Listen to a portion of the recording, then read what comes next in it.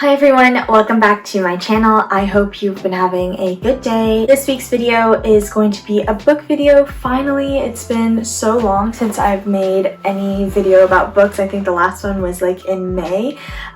So I'm super excited to be talking about what I read in the months of September and October. Without going into too much detail, I have just had a horrible morning on the Paris Metro, like truly the worst combinations of overcrowded, people yelling at me, puke on the floor. Like, it was honestly a terrible 1 hour ride. So hopefully talking about books and drinking tea and everything will heal me from that terrible experience. The last thing I'll say before we get started is the reason I didn't do a summer books video, so like June and July and August, is because I was in Korea for most of that time, and while I was in Korea I read almost all Korean books, and not all of them have English translations, and so I might, if any of you are interested and can read in Korean, or even want to look up for the ones that have English translations, I could definitely do a video on those books, but I just assumed that I'm guessing most people are reading in English, and so I'm back to reading it more in English now after I've left Korea and don't have access to Korean books as much anymore.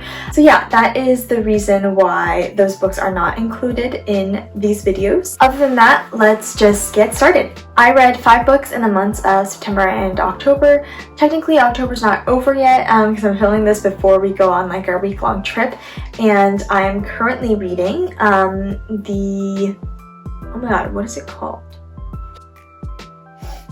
The Island of Missing Trees. So whenever I finish that, I will include it in the next video. But other than that, let's get into the 5 books that I read in the past 2 months. The first book that I have is called The Promise by Damon Galgut.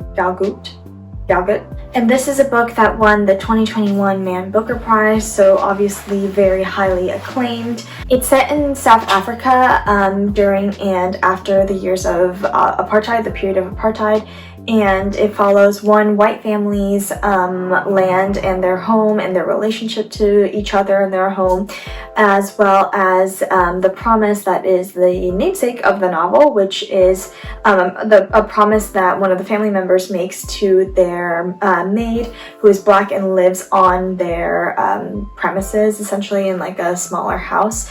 They make a promise that they will give her that house legally, and it's sort of the aftermath of that, if you will. What I really loved about this book is just like the writing. It's so beautiful. It's his descriptions are incredible of like the world, the nature, even just like the characters. It kind of almost feels like this big like legend, if that makes sense. Like the writing does not necessarily make it unrealistic, but kind of adds this heightened aspect to it where things feel very like sort of surreal. I think part of that is there's this really interesting narration that sort of follows all these characters throughout, and it sort of jumps around from character to character, so it's like, I would say, an omniscient narrator. You get to see what's kind of going on in each character's mind at different times. The book, it's also split into different characters' sort of periods, and so you kind of get these really deep looks into certain characters and their lives, and then you skip to the next one of their family. Seeing that multi-generational aspect of it was really cool, and still it's very easy to read. It doesn't feel like it's kind of covering this incredible expanse of time or anything. The one thing I'll say is, even though it is a book that centers on this promise made between a white family and their black maid, the perspectives are almost entirely of the white family, and I think that was probably a good choice on this writer's part, who is white, and he doesn't try to, you know, like tell us what black characters are feeling throughout this novel, and rather leaves it to be sort of the distance between the characters is sort of assumed or alluded to. An ideal world would be really interesting and I think really meaningful to see Salome's perspective throughout all of this, and we kind of get a bit of it at the end. But yeah, that was like one of the things that I think could have made it even better, but I also understand why that choice was made. Overall, even though I really enjoyed all the writing, and I actually really enjoyed like the kind of center, the core of the story itself, this promise. I didn't feel as connected to any of the characters. I didn't feel like there is really a lot of depth where I could connect and sympathize and understand this experience through the characters, and I think that made it fall a little flat for me, even though the writing was really beautiful. I ended up giving this book 3.5 stars on Storygraph. By the way, I forgot to mention in the intro, but all of my reviews and ratings are on Storygraph, and I'll link my Storygraph below. The next book is Panenka by Ronan Hession, and this is a novel set in England about a man in his 50s who used to be a soccer player, football player, as they would say in England. And now he's dealing with a sort of new medical situation in his 50s, while also repairing and restoring his relationship with his daughter and then also his grandson. I feel like it's a hard book to describe because there's not necessarily a plot. It's sort of really like a character study, a days in his life sort of thing. We're following Panenka, which is what most of this town calls him, along, and we slowly get to know more about his past and about his future as well, and get to meet some characters along the way. I realize this is not a really good description, but that is sort of like the center of the book. It's very much about people. It's very much about Panenka. It had been a while since I'd read a book that was very just like comforting, and not necessarily too feel good and too like fake, but also just really taps into the core of what being human feels like. I don't know if you guys have read Less by Andrew Sean Greer, which I think won the Pulitzer a few years back. Kind of a similar vibe, not necessarily as humorous as Less is, which I loved about it, but it kind of at the end of it and throughout reading it, it just felt like this really big, comfortable, cozy, but also at the same time like real novel and real story. I feel like if that was the pros of the book, were that we got to kind of see these intricate relationships and really understand this sort of world. I think that because there are sort of like a bigger cast of characters for a book that might feel a little bit more centered on one person, I didn't necessarily feel super connected to Panenka. And then at the same time, because there were other characters that were being mixed in, I think they didn't necessarily, I don't know if I got to spend enough time with them to connect to them.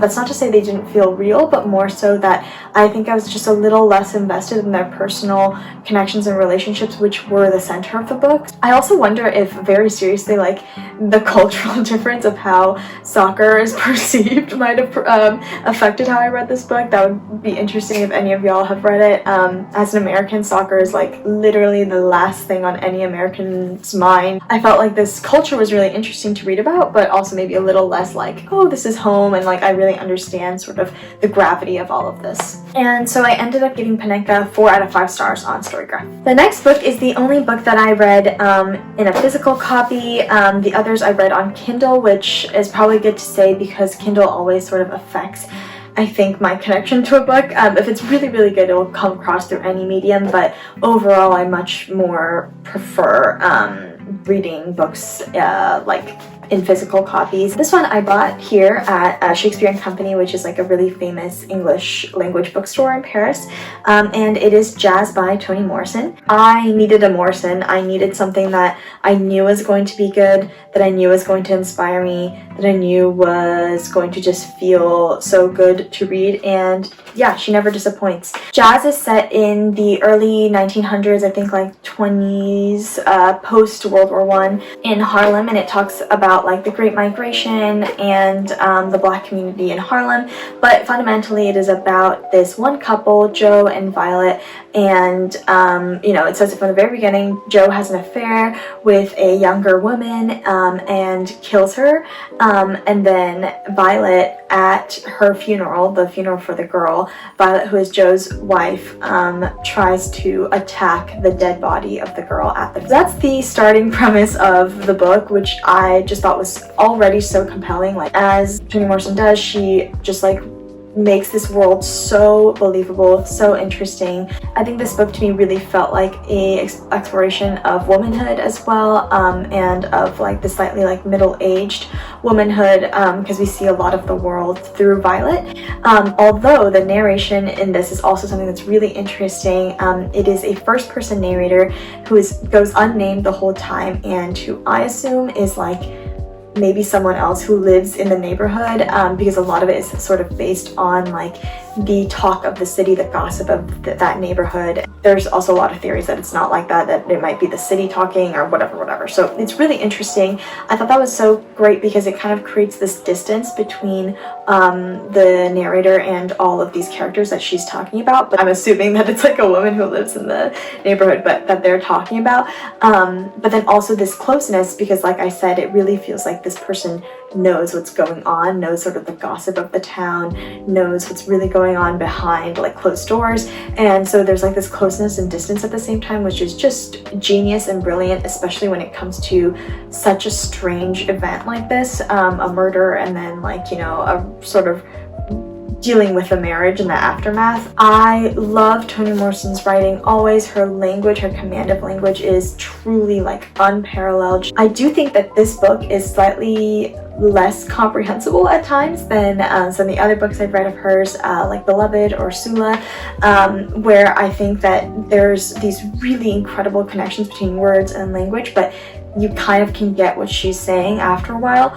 There were moments in this where I had no idea what she was talking about. Like, there were allusions to past moments, allusions to what felt like past relationships and like feelings, and I was like, who is speaking? Like, I didn't know which character it was assigned to. Like, I was a little confused. Fortunately, I do think that maybe her experimental style did not come across as well in this one for me personally. I'm not saying that it will be like that for everyone. Maybe you'll understand everything that she refers to, but I also think that, you know, you don't have to understand every single thing you read, and there's a lot of things that you don't need to understand fully to get the core of this book. And that's kind of a joy of reading Toni Morrison as well. It's like maybe only Morrison will fully know what she wrote. Thank you for making Paris bearable. I really enjoyed reading this book.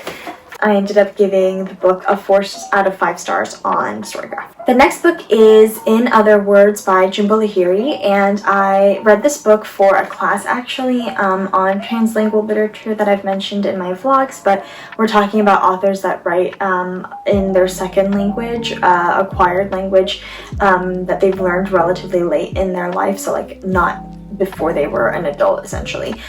So in the case of Lahiri, she learned Italian, I think starting a couple of years ago. She lived in Italy and she also started to write almost exclusively in Italian, and this book was entirely written in Italian and translated by someone else into English, which is really cool.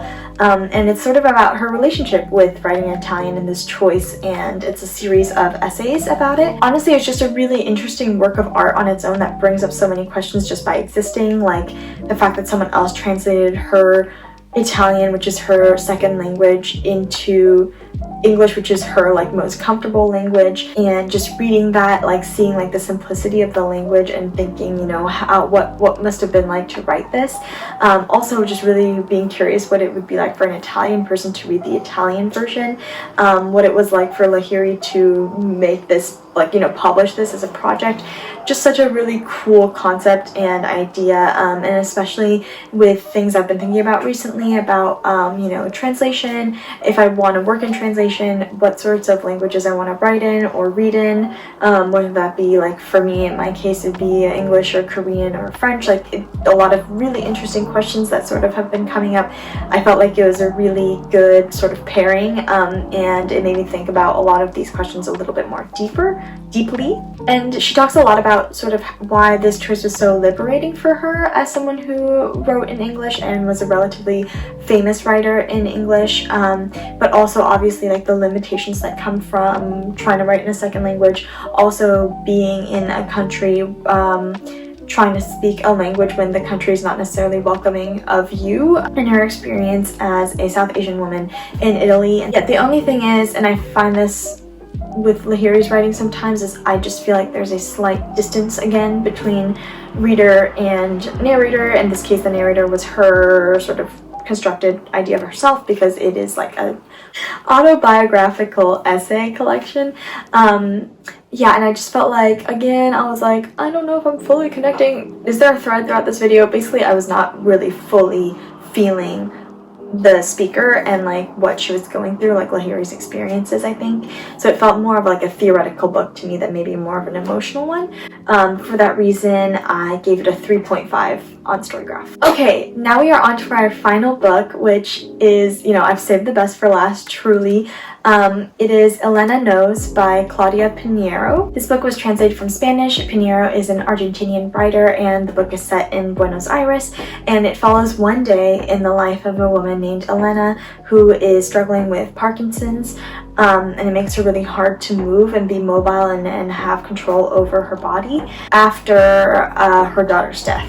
And it is literally one day of her sort of trying to figure out what might have happened, her assumptions of what have happened, and also her sort of battling with her body. I don't want to say any more. It is incredible. It is such a good book. It has been a long time since I've read a book that went by this fast. It's like really not that long. Like I said, it's set within one day, and yet every sentence and like every little thing she mentions becomes really important and like feels so meaningful.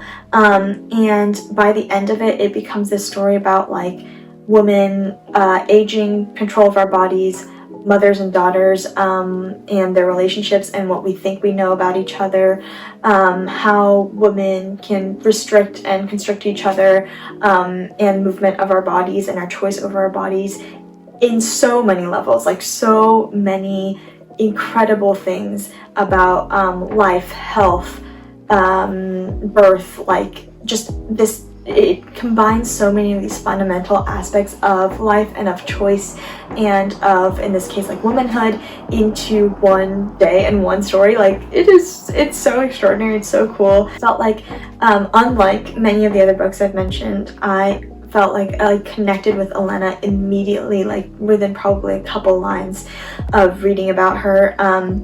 And yet you still also feel every single other character that pops up, and I think that's crazy, is you really get to see the flaws of all of your characters as they come along, and yet you still feel so much for them as human beings and as people. And I think that is sort of the true test of like a really good character. You're really curious as to what happened, and that propels you throughout the whole book. So it's a really quick read, still deals with some of like the biggest topics, just incredible. And I know it was shortlisted for the Booker, I think this year, a Booker International Prize. I'm like, maybe I should have won, but I haven't read the other ones, so I wouldn't know. But it was such a good read. It got me excited to read more. So that one is the only 5 out of 5 stars. Okay, so those are the 5 books that I've read in September and October. I am really trying to pick up my reading. We'll see how it goes because I do still have school, but hopefully we will have some more books for you in November and December. Oh my gosh, I can't believe the year is already ending and we are about to be in 2023. Okay. Anyways, insane. But I hope you enjoyed it. I hope you got some recommendations, / if you knew about any of these books or have read them, leave me your thoughts in the comments. I am going to be gone for about a week and a half from Paris. I'm traveling around Germany and Prague and also Switzerland. So I will put some vlogs up from that, and I will see you then. Have a good one. Bye!